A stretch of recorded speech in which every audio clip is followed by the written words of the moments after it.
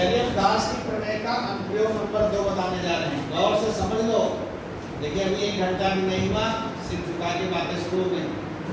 हमसे चाहते हो कि हम बिल्कुल आदर्श बन जाए और तुम बन जाओ बिल्कुल जो है अल्लाह, ये नहीं चल पाएगा।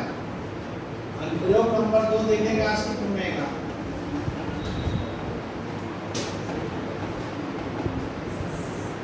अनुप्रयोग नंबर 2, दूसरा अनुप्रयोग है अनंत विस्तार की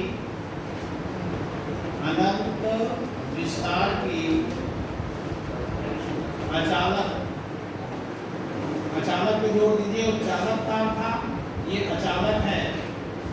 अनंत विस्तार की अचालक चादर के निकट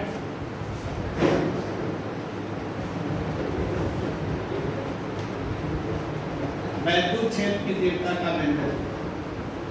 अनंत विस्तार की अचालक चादर के निकट वैद्युत क्षेत्र की तीव्रता का व्यंजन। मोस्ट इम्पोर्टेंट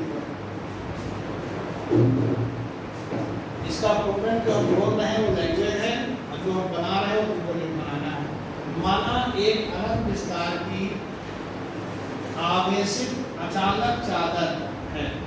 अनंत विस्तार की, अगर तुम्हारे सामने अनंत विस्तार की चादर रख दें तो तुमको चादर छोड़ी कुछ दिखाई नहीं पड़ेगी। अनंत विस्तार मतलब बहुत लंबी और बहुत चौड़ी, जैसे बादल है वो अनंत विस्तार के, ऐसे अनंत विस्तार की अचालक चादर। माना एक अनंत विस्तार की आवेशित अचालक चादर है, इसको दिया गया संपूर्ण आवेश एक समान रूप से वितरित है, जिससे चादर के आवेश का प्रतिघनत्व सिग्मा। इससे पहले क्या था, चादर के आवेश का रेखीय घनत्व लैम्डा है, चादर के आवेश का प्रतिघनत्व सिग्मा। इसके निकट स्मॉल r दूरी पर, इसके निकट स्मॉल r दूरी पर बिंदु P पर वैद्युत क्षेत्र की तीव्रता ज्ञात करें। हम चाहते हैं कि चादर के निकट एक स्मॉल r दूरी पर बिंदु P है, यहाँ पर वैद्युत क्षेत्र की तीव्रता ज्ञात करें। कहानी समझो। इसके लिए चादर के आर पार मीन्स इधर उधर, चादर के आर पार एक काल्पनिक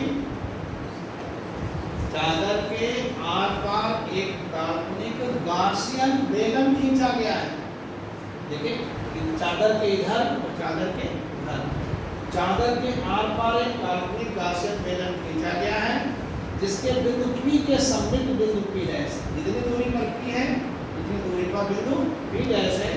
इसके समतल पृष्ठ का क्षेत्रफल A, क्या मान लिया, समतल पृष्ठ का क्षेत्रफल A है।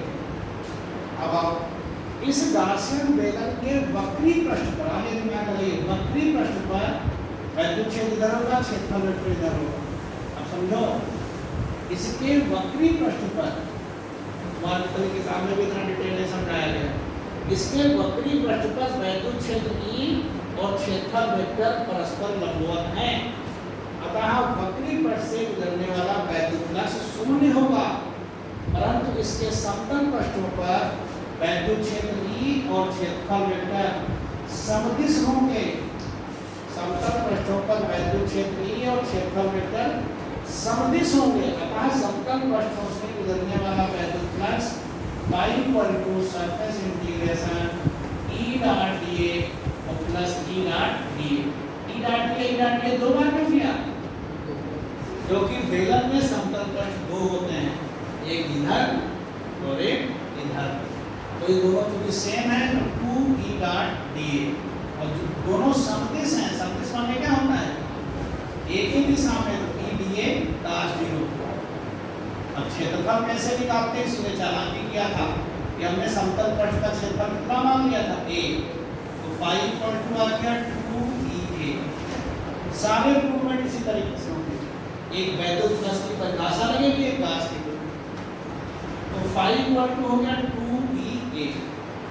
माना गाउसियन बेलन के भीतर आवेश Q है, अतः गाउस की प्रमेय से phi equal to Q upon epsilon not.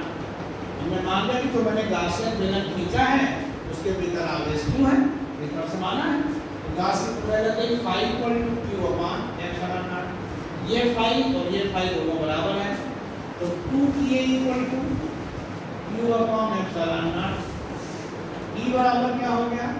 Q upon 2 epsilon not A, और Q अपॉन A क्या होता है? पृष्ठ क्षेत्रफल equal to sigma upon 2 epsilon not, क्योंकि सिग्मा equal to Q upon A। ये देखिए, अनंत विस्तार की आवेशित अचालक चादर के निकट वैद्युत क्षेत्र की तीव्रता आ गई equal to sigma upon 2 epsilon naught, और इस फार्मूले में दूरी r नहीं आई, जो हमने r दूरी पर बिंदु माना था, r का नाम और निशान नहीं इस सूत्र में। इसका मतलब है कि अनंत विस्तार की चादर के निकट जितने भी बिंदु हैं, सभी बिंदुओं पर वैद्युत क्षेत्र की तीव्रता समान होती है। चाहे 1 सेंटीमीटर निकालें तब भी वही, 2 पे निकालें तब भी वही, 5 पे निकालें तब भी वही। क्यों? क्योंकि ये अनंत विस्तार की चादर है, जिसको तुम सिर्फ कल्पना कर सकते हो, देख नहीं सकते हो। अगर अनंत विस्तार की चादर तुम्हारी आंखों के सामने रख दें, तुमको चादर छोड़ के कुछ दिखाई नहीं पड़ेगा। जैसे बादल तुम्हारे अनंत विस्तार के हैं, बादलों को देखो तो सिर्फ बादल ही दिखाई पड़ते हैं, बादल के बाद नहीं दिखाई पड़ता है कुछ। इसी तरीके से तुम्हारा फार्मूला हो। इसमें कोई दिक्कत हो बताइए, कितना समझ में आपको बताइए। और 1 सेकंड में फिर से समझा दें। माना एक अनंत विस्तार की चादर है, इसके निकट बिंदु P पर वैद्युत क्षेत्र की तीव्रता ज्ञात करनी है। इसके कारण चादर के आर पार, यही लाइन समझनी है, चादर के एक तरफ नहीं, चादर के आर पार। जैसे ये तुम्हारी काफी चादर हो जाए तो इसके आर पार ऐसे, इसके बीचों बीच में ऐसे आर पार दोनों तरफ एक काल्पनिक बेलनाकार ग्लासियन पृष्ठ खींचा गया है, जिसके समतल पृष्ठ का क्षेत्रफल A है। पहले से ये लेके चले थे। इसके वक्री पृष्ठ पर वैद्युत क्षेत्र हमेशा चादर से दूर जाएगा, प्लस से दूर जाता है। इसके वक्री पृष्ठ पर क्षेत्रफल वेक्टर और वैद्युत क्षेत्र परस्पर लंबवत हैं, अतः वक्री पृष्ठ से गुजरने वाला वैद्युत फ्लक्स शून्य होगा। नेट वैद्युत फ्लक्स दोनों समतल पृष्ठों से गुजरने वाले वैद्युत फ्लक्स के योग के बराबर होगा। Five equal to eta D दोनों को ऐड कर दिया, आगे जाते हैं। पक्का? तो आगे समझ लीजिए कि अनंत विस्तार है तो फिर जो है नियत रहता है।